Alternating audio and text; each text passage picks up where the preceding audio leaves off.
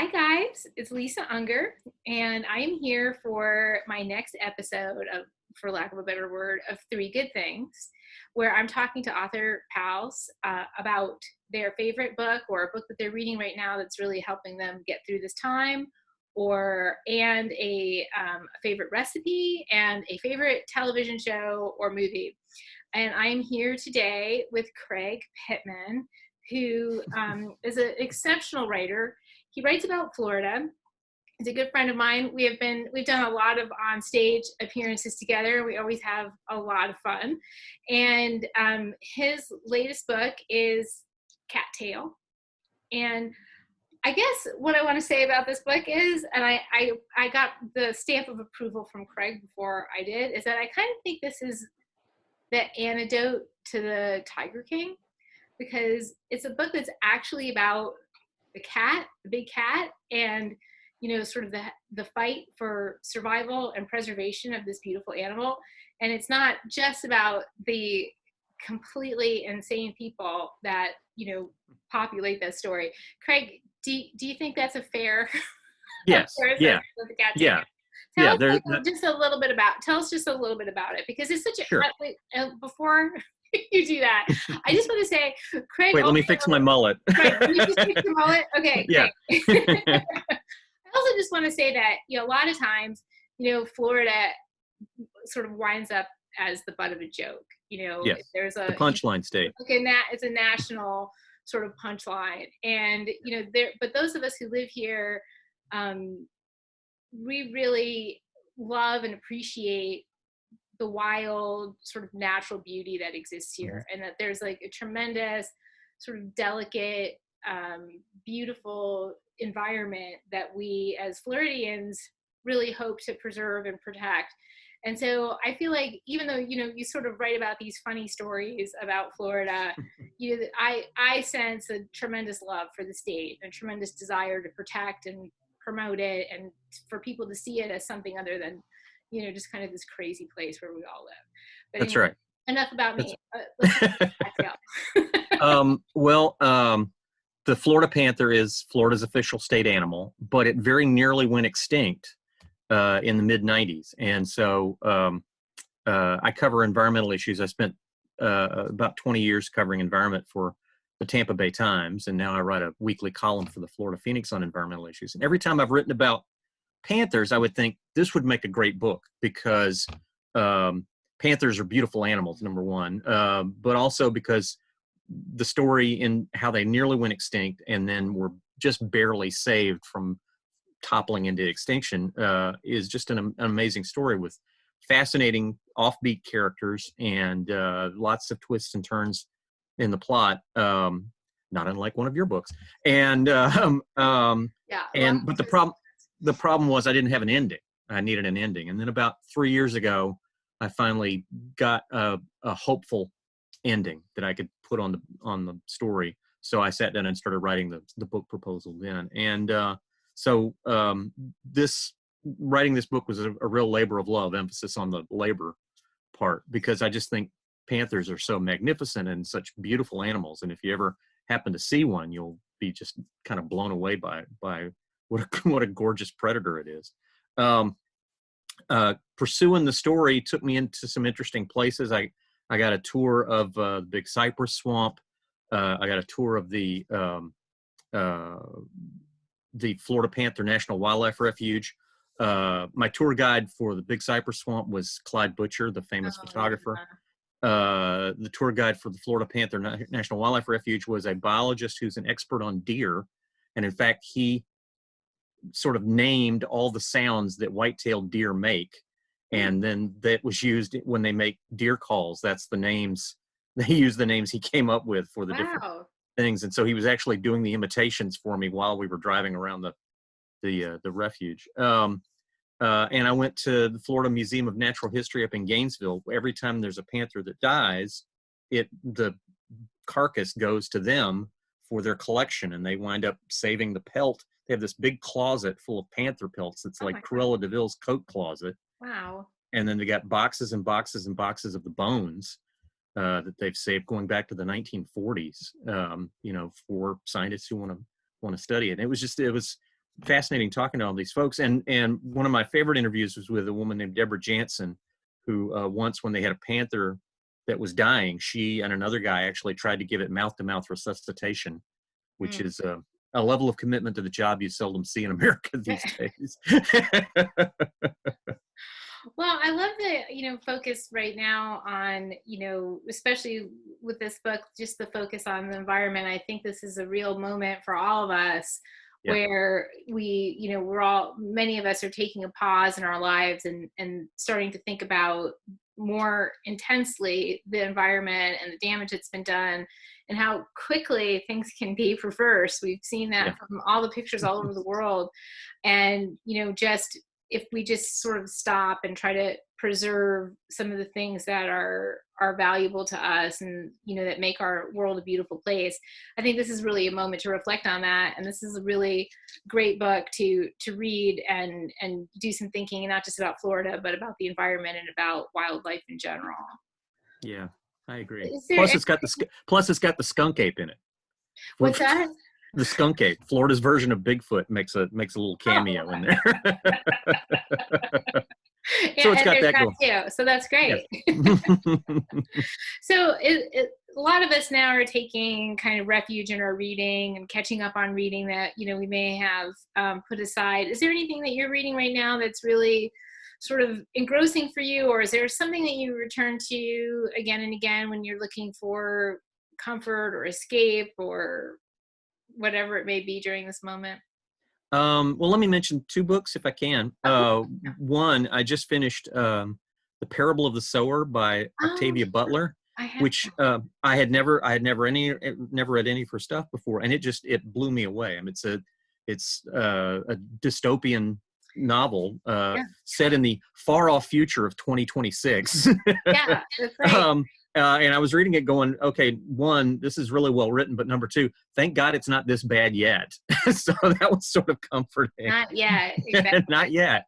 Roving drug-fueled gangs that break into people's compounds and burn their houses down. And it was really, really, really compelling. And then the book I'm reading right now that I followed it up with, that I'm really enjoying is The Guards by Ken Bruin. Ken Bruin. Yeah, which I had never read any of his stuff before, and I'm really enjoying. I'm about halfway through, so I'm really enjoying that. I was looking for some new series to start, and that one I'd heard really good things about his stuff. So. Oh yeah, he's great. And The Parable of the Sower is interesting because I just started a teen book group for my daughter.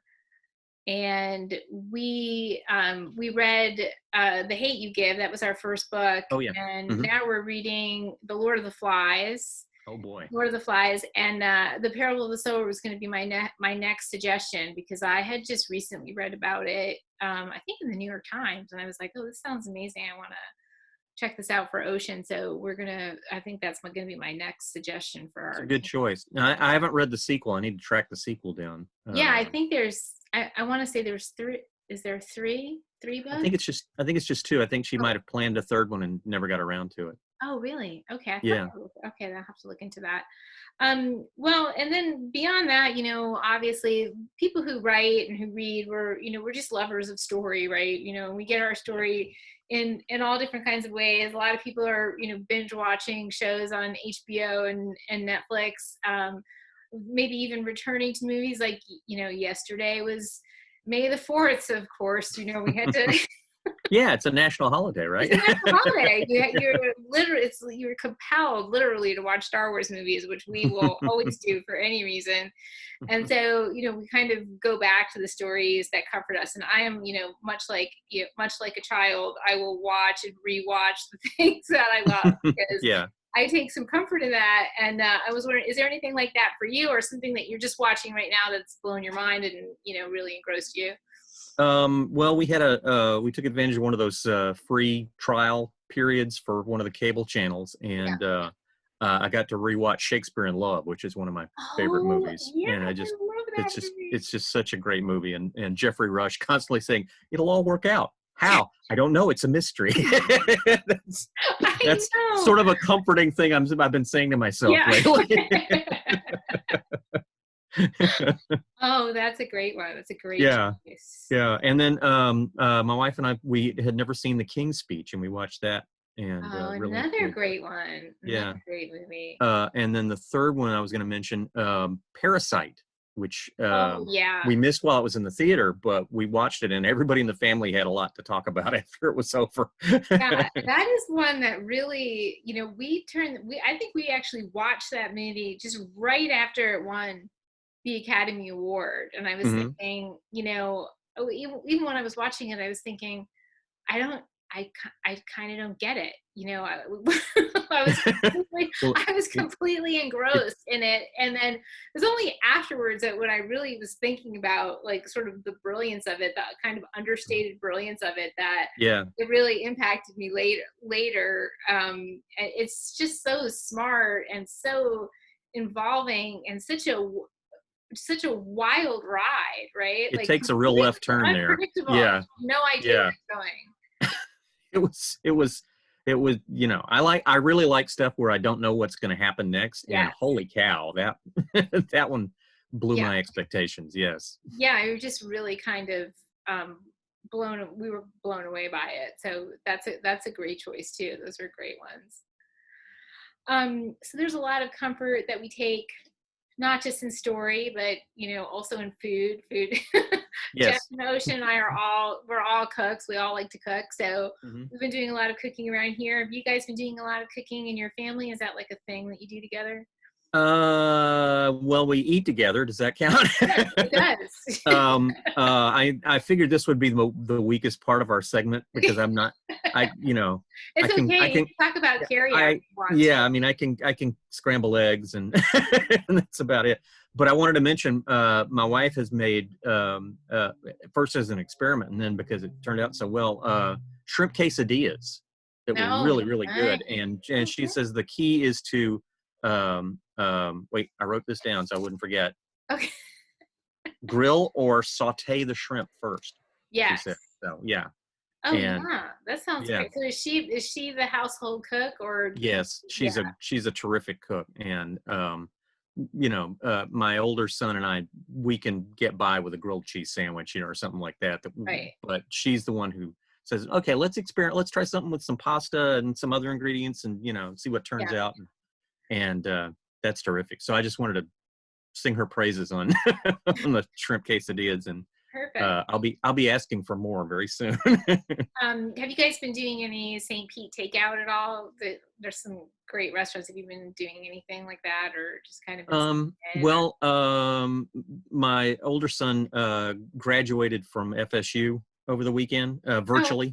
oh Uh, gosh! yeah, Congratulations! he, Sorry. he put on a coat and tie for the occasion, but drew the line at putting on shoes. Right. Was he wearing his pajama bottoms? No, no, no. He wore the whole suit. It was Okay. black suit, white shirt, striped tie, but no, socks, but no shoes. Yeah. And so to celebrate, we got takeout from Cheesecake Factory, which is Oh, one of his nice. favorite places. Yeah. So we got him a bacon double. No, it's a double bacon cheeseburger with just two different kinds of bacon. So it's good. Wow. Yeah. And then, You can't go yeah. wrong with two different kinds of I, bacon. I don't think. no, I could feel my arteries closing up while he was eating it, but he's 21. He can get away with that. Exactly. And then the desserts were terrific. I'm not a big fan of cheesecake, but I got the tiramisu, which was excellent. Yeah. Well, So that definitely we were sounds pretty happy with comforting. that. That's definitely that's all very comforting. Yeah. And then we all kind of waddled around for the next day after that. We haven't done much takeout because basically we've just been in, obviously, like everybody, and cooking. But the one foray into St. Pete that we've made has been to Hawker's, which we Oh yeah, that's yeah. good. Have you ever been The down? Asian place. Yeah. Yeah, so Yeah. that was one of our few like sort of outings where we like braved the outside world to bring takeout, and it was kind of worrisome. We were all a little bit worried about it, but it was definitely it was well worth it. Like, wow, this is so great. It's better than I remember. So I'm not going to mention the name of the place, but there's a place where we like the little individual pizzas that they make. And every time I go in, though, the woman there says, "I think this is all an overreaction, and I don't think things are quite as bad." And I'm like, okay, whatever, just give me the pizza and I'll go. You know? It's like I want the pizza bad enough not to worry about the precautions you're taking. Yeah. Yeah. I want it that bad. Yeah, exactly. Oh my gosh. Well, that's great. I really appreciate you joining me today and talking about your favorite choices. And I hope everybody will pick up a copy of Cattail. And I wonder, do you think that they're probably still signed copies at Tombolo, right? Yes, and whenever they run out, they call me, and I go over there, and they've got the store set up so that um, there's one person in there, the owner or manager, and they'll stay back, and they have the books set out, and I'll sign them. You know, Yeah. both of us wearing masks and so forth, and then leave. So they're being very cautious, but yeah, they're taking online and phone orders and shipping stuff out, and I'm worried about Haslam's. I haven't had a peep out of them since they closed in March. I hope they'll survive it. I hope they do. Yeah, and just Tombolo is our, just so people who don't know, it's our local, it's a brand new local St. Pete independent store, and just a very smart, cool group of women running that store, and we love them, and it's actually my main source for signed books. So it's the place where you can get my book signed, and whatever you want, you can order from them, and I will go in and sign it. Same as Craig. Mm-hmm. Craig, you can order Craig's book from Tombolo. You can order online, and I'll just provide the link in the comments so that people can. They've got my last book too. Oh, Florida. Oh, Florida. Such a great book. Yes. Yeah. And so they have, it's a great way just to support, it's just a great way to support your independence if you do have a book that you want, and you can't, we as writers, we always have to support our readers. You have to get your books however you feel comfortable from whatever bookseller you enjoy most, or from the library. We support all of that, but for us in St. Pete, we're looking to support some of our indies who have been really going out of their way to provide social distance, buying, curbside pickup, shipping. I know Alsace is on her bike riding around St. Pete delivering. Isn't that great? Yeah. So isn't that great? She's above and beyond. So it's Tombolo Books, and you can order online, and I'll put the link right in the comments. So in case you wanted to sign a copy of any of my books or of Craig's, that's the place to get them. Yes. Anyway, thank you so much for joining me today, Craig. I really enjoyed it. Sharing your picks. I hope you did. And we will be, I'm sure, talking again soon, somewhere great in person. Yes. We might even get to hug at some point. Oh, that would be sweet. In the future. Wait, I have to ask you, what shoes are you wearing, or are you wearing shoes? Oh, I am wearing shoes, but they're not. Thank goodness I am. I am wearing shoes, but they're just like little black Rothy's flats. Oh, okay. I don't have my kitty shoes on, although I really should have worn them for you. So they're just like a little pair of plain black flats, but I am wearing shoes, which is I'm just wearing sneakers, so I can't. I was telling somebody the other day, I can't remember the last time I put on long pants. I'm wearing jeans too. I'm actually like fully. You're dressed up. I dress for Zoom. This is like a state dinner. Yeah, it is. I dress for Zoom. I really do. I'm all in. Thanks for hanging out with me, Craig. It was fun. Thanks for inviting me. Bye.